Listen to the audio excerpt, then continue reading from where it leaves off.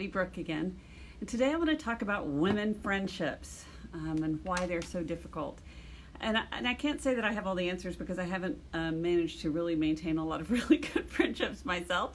But I want to talk about it because I think it's a really important topic for a lot of us. And I think that my understandings about the way that we relate to each other is pertinent to this area. So the first thing I want to talk about is how I see the culture of the female world making it difficult for us to deepen our connections. So one of the issues that we have as women is that within the sort of female way of communicating, we don't often address things that are important. We also don't speak the truth a lot, and we avoid conflict, and we try to contain the relationship by managing the flow of data between each other, which just creates more distance and makes it difficult to get close. And sometimes when we feel that there is a conflict, we will often really struggle with how we communicate that in such a way that we get our needs met and we don't insult the other person and we don't push them away. So, hi Paul. So what I find with women is that we just have a really tough time being open. Hi Christy. Hi Tim. Because we are so culturalized to keeping the flow, to keeping ourselves at peace with everyone and keeping the peace basically with the people around us. So when we get in a relationship and there is starts to be a problem, there starts to be a conflict, there starts to be something between us that is problematic, we really struggle with being able to say what we really think because we are so accustomed and enculturated into speaking in ways that are non-confrontational. I realize that in business, a lot of women have learned to do that, have learned to become that way in business and get their needs met and make changes in the workplace and get things done and lead and do all those things that are sort of not traditional female roles going back, hundreds of years. So that's an awesome thing. But what I've discovered, or what seems to be true, hi Richard, is that while we can sometimes do that in the business world and in our work relationships, when the relationships begin to be personal, or if we take or all of our relationships outside of work, it's not as easy. We struggle with that, even though in the workplace we might find ourselves easily being assertive, easily saying what we need, easily saying what we think. But when it comes to our interpersonal relationships on a friendship level, that sort of changes it, and it makes it difficult for us. And it's confusing to people. Hi, Pat. Because we think that because we're able to do it in this one realm of our life, that we should be able to do it in every realm of our life. But that's not necessarily the case. When we were brought up in an environment where we are taught that our value is in our ability to look pretty, to smile, to make people happy, and to keep the peace, and to maybe even be the person that mends things between people, and to be the sort of rescuer, as I talk about in my book, whose job it is to keep the peace, to manipulate, lie, do whatever we can to make sure everybody's happy. And when we do that, what ends up happening is that we suppress our own feelings. We might even eventually become sort of passive aggressive.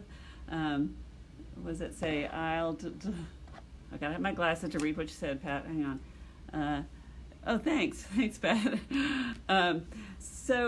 So how do we get beyond that? How can we deepen sorry about that, I just had a call coming in. How can we deepen our relationships between other women?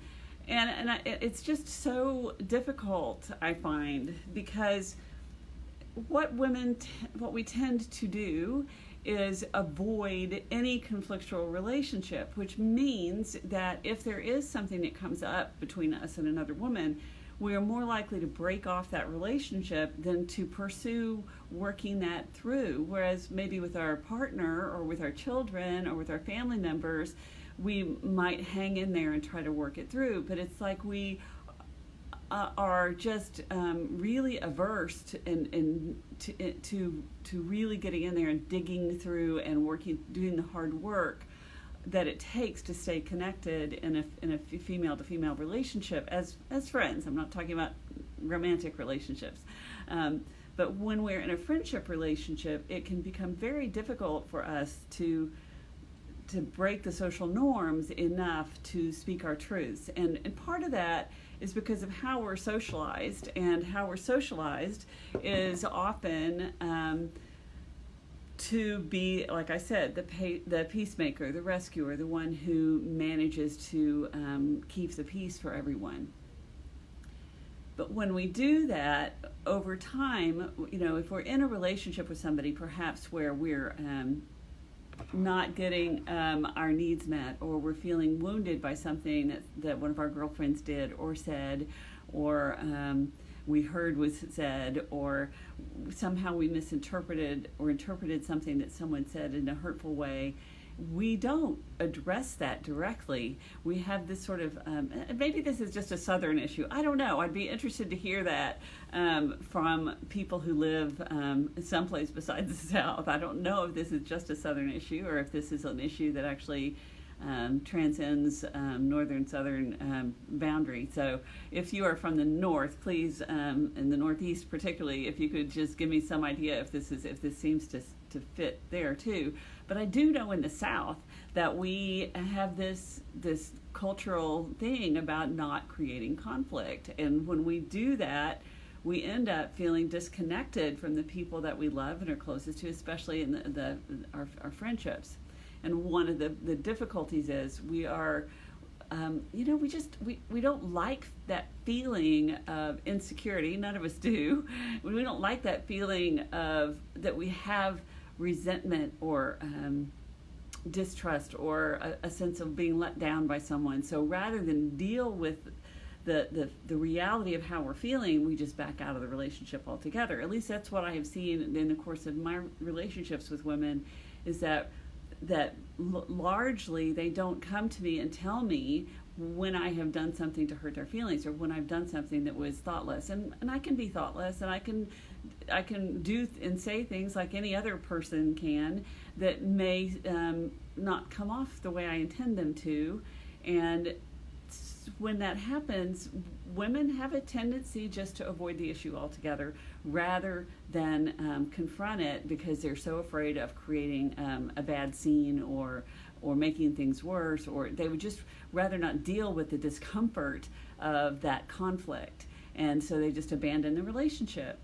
And I that breaks my heart, not only for me but for anyone else who's been in that situation, because these are people that we love, people that we've chosen to be part of our emotional family, and yet that person chooses just to break off any connection with us rather than try to work it through and give us a second chance. And I think that's where the disconnect comes from. We need to be able to give each other an opportunity to make it right, to give each other the opportunity to make amends, to give each other the opportunity to address it and apologize, to be able to give that person an opportunity to do it differently in the future once you recognize that there's a problem. And yet, as women, we so often just write people off rather than taking the opportunity to address that issue. So let me talk a little bit about how to go about doing that, because if you're watching this, I'm hoping that you're thinking, okay, how do I help my partner? How do I help myself? How do I help my friends address conflicts in a healthy way? Because part of what I know is that when we get in a stressful situation, when there is a sense of conflict, when there is a sense of potential loss in the relationship, and our old brain that I talk about so much, that reptilian brain, gets triggered, and we're flooded with emotions, and we're thrown into either that rescuer or self-protector mode. And as women, largely, not everyone obviously, we will, with our girlfriends anyway, stay in that rescue mode where we just rather, hold our tongue, not say what we really think, not say what we really feel, and sweep everything under, try to make everything okay, and then end up just going, you know what, I can't deal with this anymore, and walking away, instead of trying to sort of sort through whatever problems there are in the relationship, and hi Danny, and see if we can't find a different way of connecting that allows us to express our feelings without flipping into self-protect mode. Because when we've spent all of our life thinking that the way to manage conflicts or potential conflicts is to avoid them, sweep them under the rug, just pretend they're not a problem. When we've spent our whole lives doing that, it feels dangerous to do it any other way. When we flip in, it feels like if we do it differently, it's going to end up being a fight, that we're going to end up with anger and resentment and a bad scene. And if you're like me, and if I'm pretty conflict avoidant, I don't like conflict.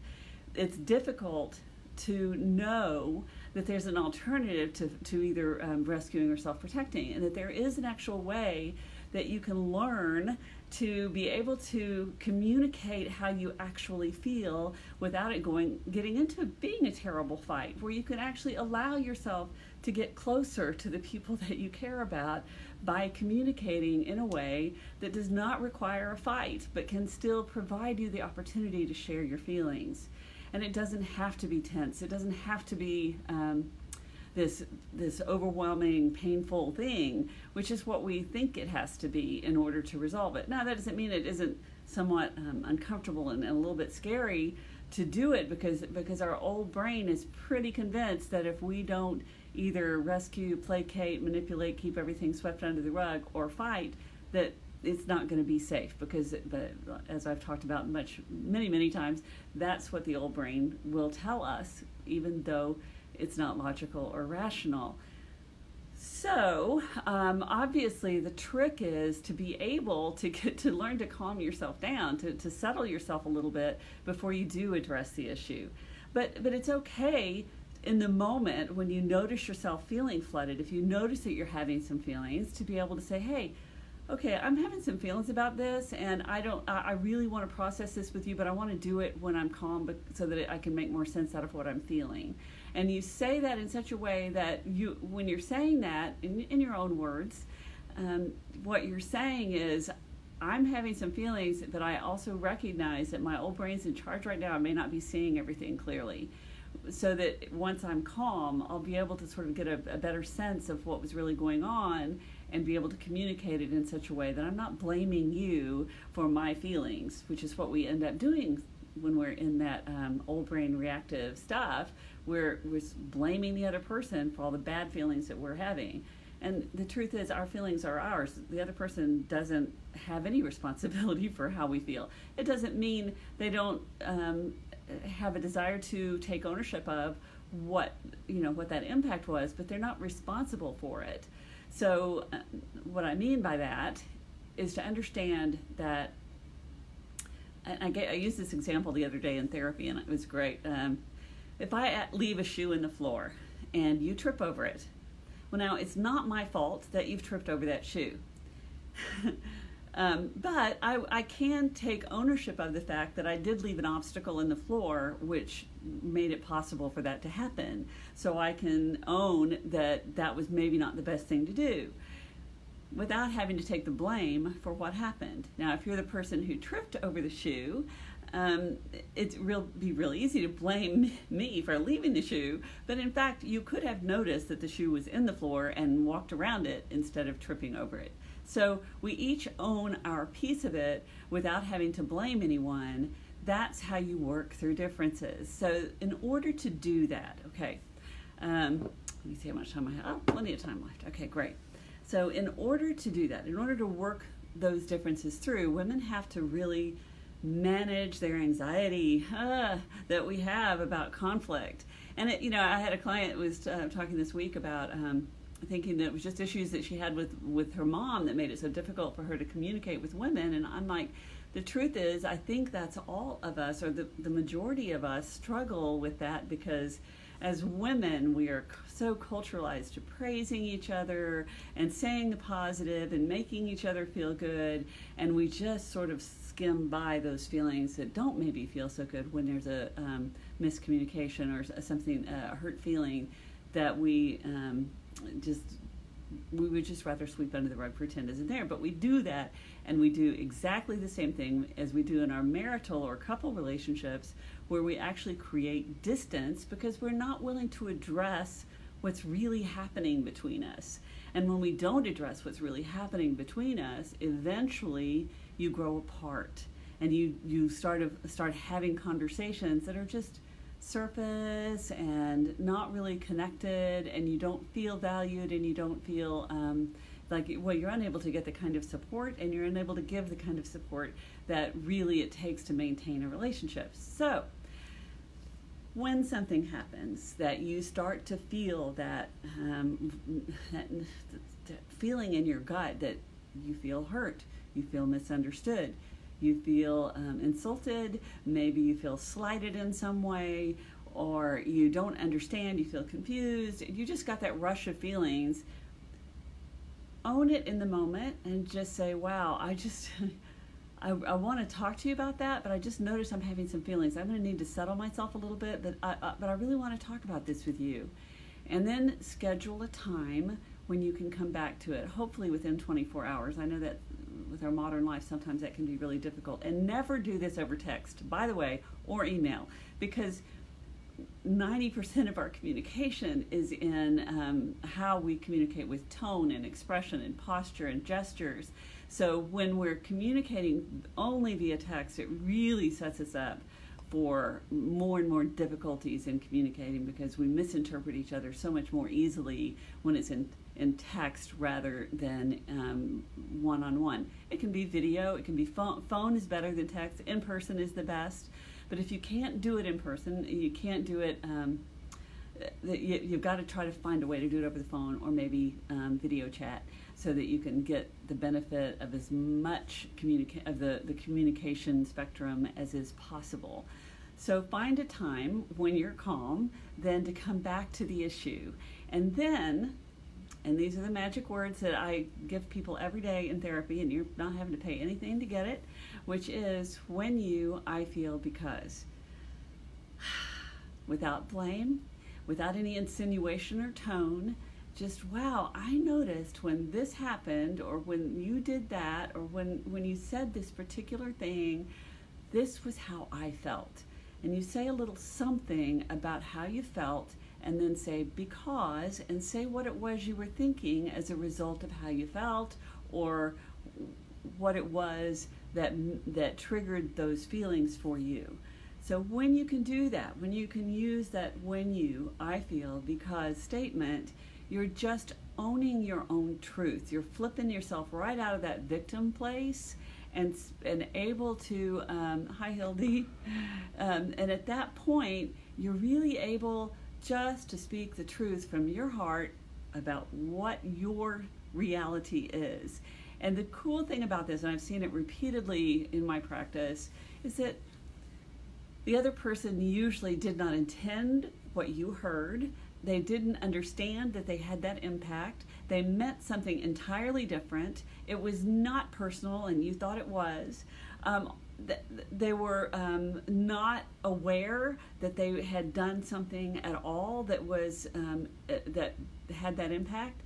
And giving your friend, somebody who you believe cares about you and who you've entrusted some faith in, has misinterpreted something you've said. So once you get the data, if you're the receiving end of that, I think it's important to try and mirror back what you've heard your friend say, and be able to say, oh, okay, what you're saying is, when I said this, did this, looked this way, you felt this because of this. Is that right? Make sure you heard it correctly, because this is where we get into trouble, when we go back and forth, back and forth, back and forth too quickly, and then it can escalate very fast into old brain reactivity, because we haven't thoroughly taken the time to make sure that we understood exactly what it was this person was trying to say to us. So it's two parts. It's being willing to own your truth, and it's also being willing to make sure that you heard it the way the other person intended. Because most of the time in these situations, there's so many emotions involved. Our old brain kicks in, whether we're consciously aware of it or not, and we start getting filters, especially if we are a person who is shame-based, and a lot of us women are very shame-based. I'm not saying men aren't either, but when we're shame-based, it means that we're going to interpret everything we hear from someone else as a criticism. We're going to interpret anything that someone else says about anything we might have done as meaning we're bad, that we're wrong, even when they're trying really hard not to be blaming or not to be critical. When they're just trying to speak their truth, we still will flip into shame. So it's very difficult not to interpret what we're hearing differently than how it was intended. So that's why it's so very important then to mirror that back. Hi, Doug.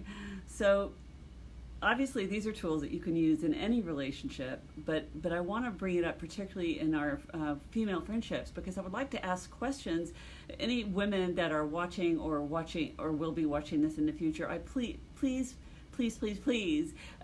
put in the comments any ideas, thoughts you have, problems that you might have had in relationships with other women, and how you've managed to resolve them or you haven't, and what kinds of relationships have what kinds of problems, and just any experience that you have in that area, because I'm very interested in understanding more about women friendships and how we sabotage them by feeling like we have to stay on the surface and be that happy camper all the time and hide everything and be what ends up being passive aggressive in the end, right? Because we stuff those feelings down, and it's got to go somewhere. They do come out sideways in some way. So if we want to deepen our female friendships, we have to be willing to speak our truth about things in a way that neither blames or attempts to change, control, or hide or protect anything that the other person from anything that we are actually feeling, thinking, needing from that other person, and be willing to trust a little bit. And it is how you build relationship, is just piece by piece discovering what you can do to deepen the relationship. And for women, I think we struggle with that. We struggle with being able to speak our truth and then allowing another person to have a second chance and give them a chance to see if they can earn back your trust if they have lost your trust in some way, because often that's the case. They may have said or done something to betray your trust. And if that's the case, and I know there are some people in my life that has happened with, and I feel sad and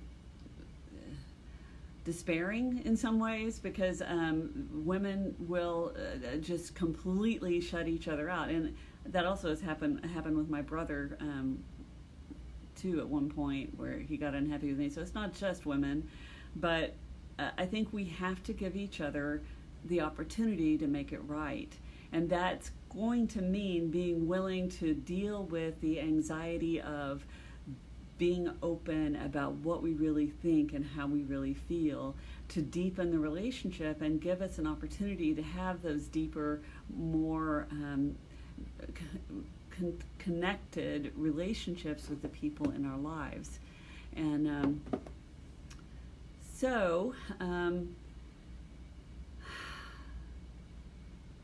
I just want to say that it's important to me that we do that we continually work at being more open. And I have somebody that I'm dealing with right now that I have had a little bit of a conflict with, and I haven't addressed it because I chose to give myself time to slow things down and give myself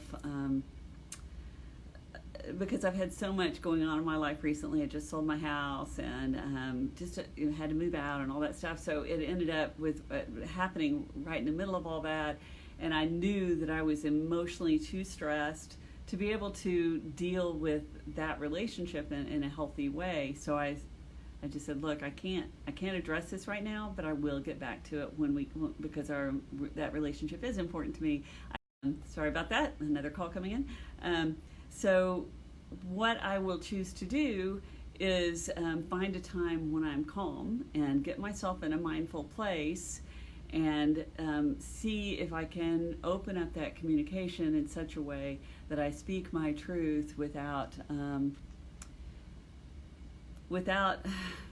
causing, without causing more conflict, without causing myself to flip into the self-protect mode, or without protecting her, without trying to, do all those things that we do, and really have a chance to deepen the relationship. And I will report back here when I've had a chance to do that, and because I can't predict that it will go well, even though I will do my best to do so. I think she's a pretty healthy person, so for the most part, I think it'll probably resolve itself. But there's no guarantees. But this is the thing: in order to have a relationship, you actually have to risk the relationship. Because unless you risk the relationship by being willing to risk conflict, by being willing to risk that there will be upset, then you don't really have a relationship. You just are pretending all the time, and there's not really you're just kind of walking side by side. You're not really in a relationship.